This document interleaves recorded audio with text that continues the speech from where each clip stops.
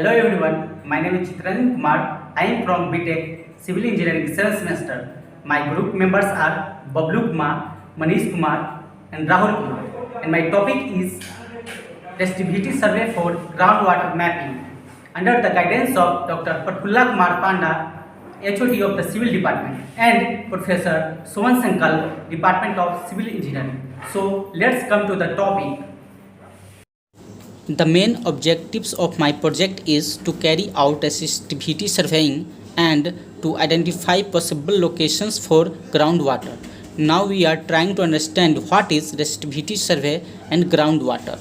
Now the resistivity survey. Resistivity surveying investigates variations of electrical resistance by causing an electrical current to flow through the surface using wires connected to the ground. Surface electrical resistivity surveying is based on the principle that the distribution of electrical potential in the ground around a current carrying electrodes depends on the electrical resistivity and distribution of the surrounding soil and rocks.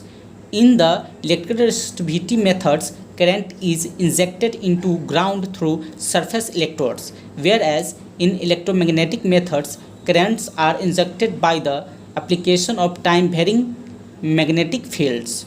Now the groundwater. Groundwater is an invisible natural resource. It is available in different proportions in various rock types and at various depth on the surface layer of the earth. More than 60% of global population thrives by using only the groundwater resource. Exploring these water resources become a challenging task to geoscientists. Now this is my study area is situated at R. Sitapur village, Parlakhemundi, Tahsil, Gajpati district, where the test has been conducted. My study area is spread in 93 acres. For taking the data, some tools and accessories are required, like aquameter with the charged internal battery, electrodes cable on spools, stainless steel electrodes stacks, wooden stacks hammer, measuring tape. Two stainless steel rods are connected to voltmeter and two stainless steel rods are connected to current meter of aquameter. According to the Venn configuration is simpler. The current and potential electrodes are maintained at an equal spacing A. In VES, the spacing A is gradually increased about a fixed central point, and in CST, constant spread traverse profiling, the whole spread is moved along a profile with the fixed value of A.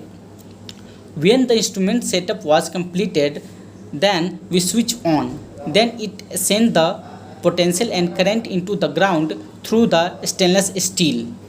Then got the reading on the aquameter screen. Then note the reading on the notepad. In this way, we have collected many data, all data pasted into the Excel sheet.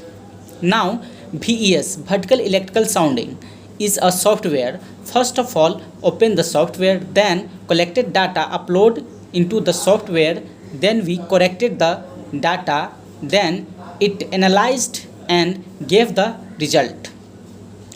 In this way, we got the result on the location number 1.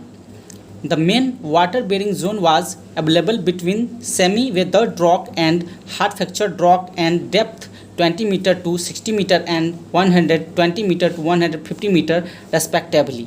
Bore well may be drilled at the tested location 1 VES as per the flowing drilling specification.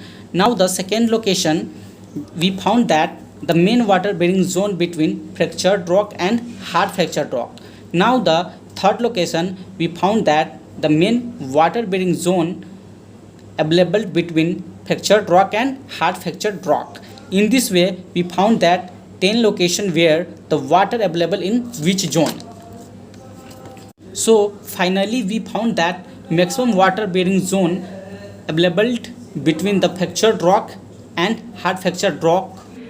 This is a bore well that at a fixed location which we have got after the analysis.